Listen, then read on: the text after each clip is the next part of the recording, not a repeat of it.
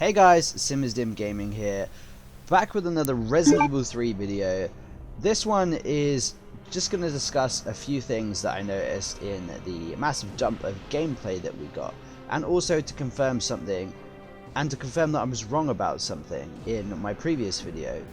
But let's talk about the few things I noticed. It is actually, as the title suggests, it's going to be to do with the weapons that Jill is going to have at her disposal, and a few things I noticed in the gameplay that we got. Apologies for the crappy screenshots, it was just the best I could get while I paused the game footage. But yeah, enough talking, let's jump straight into those. So there was a bunch of gameplay with Jill using this weapon here. Now this weapon is the new grenade launcher. Obviously Resident Evil 3 is quite famous for Jill running around with a grenade launcher with a multitude of different types of grenade launcher rounds. The original grenade launcher from Resident Evil 3 is actually the HKP. It's quite an obscure Heckler & Co grenade launcher that just happened to make it into the original game. However, they've gone with something a little bit more recognizable and a little bit more modern.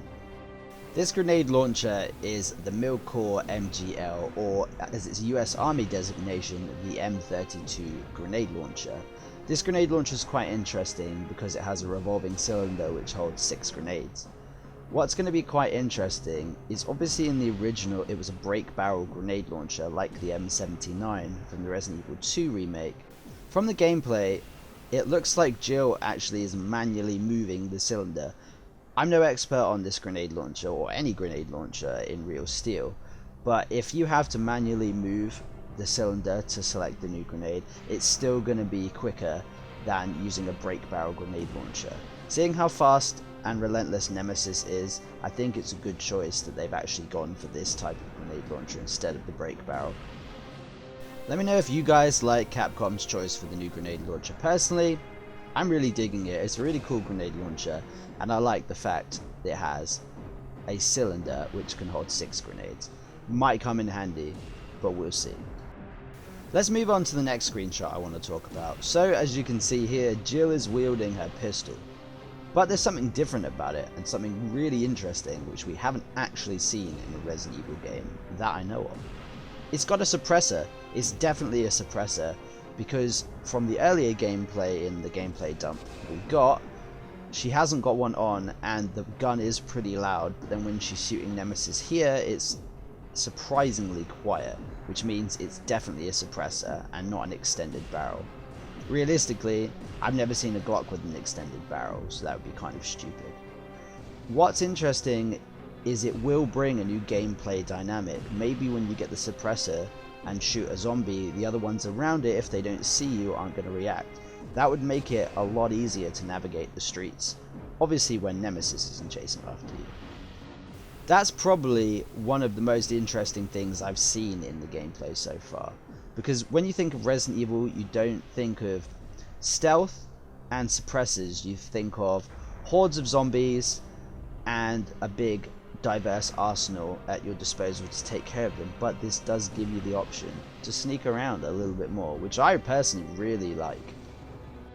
What do you personally think of having a suppressor in a Resident Evil game? Like I said, it's going to be quite interesting and I'm looking forward to it, but let me know what you guys think.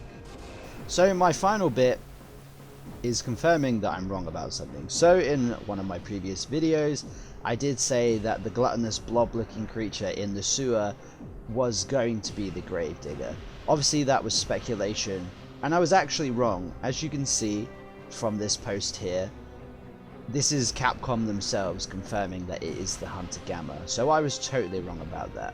However, my theory has now changed, that what they've done is they have crossed the Hunter and the Gravedigger together, because obviously the Hunter does have that weird mouth which is very reminiscent of the Gravedigger, and he is in the sewer area. What's also quite scary, while we're on the subject of the Hunter Gamma, is the death animation for his insta-kill. That's disgusting, and I'm not looking forward to getting killed instantly by that.